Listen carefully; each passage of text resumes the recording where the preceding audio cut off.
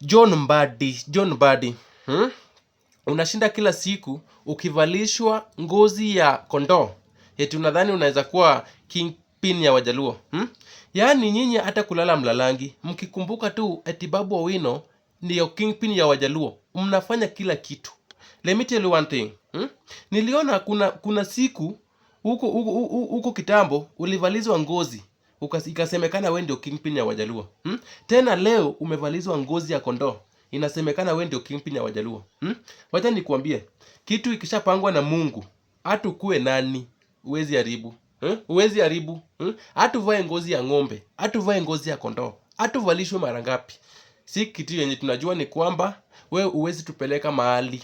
Huwezi tupeleka mahali. Wewe lamba matako ya serikali polepole.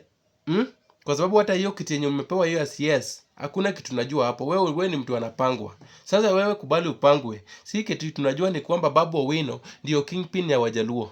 Na hiyo ni kitu yenye ishaenda. Kama bado unalalanga unaota eti one day unaweza kuwa kingpin ya Wajaluo, wewe enda ukue kingpin ya Wasuba huko.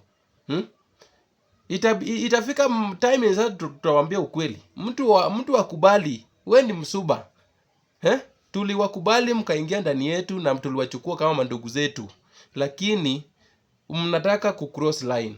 Siku hizi hadi watu wengine Woria, mtu tu unaona ni Mworia, anasimama kusema ati Wajaluo tuko kwa broad based government. Who told you? Sisi kama Wajaluo, sisi tuko one term. Na tunajua vizuri 2027 tunatengeneza serikali. It's either we be part of the government or we will be the government. Sisi hatutaki mambo ya sijui nini. Hakuna place mnaweza tupeleka nyinyi. Baba aliwaacha baba aliwatafutia kazi. Fanyeni kazi. Mkule, mushibe. Don't tell us that we support government because you are hitting there. Nyi mkule na mnyamaze. Na hizo ngozi ya kondoo unalishwa. Wewe utavalishwa hizo ngozi lakini hakuna place zitakupeleka. Don't fool us. We are Luos bana. Sisi ni watu wenye wamesoma. We know what is good and what is bad.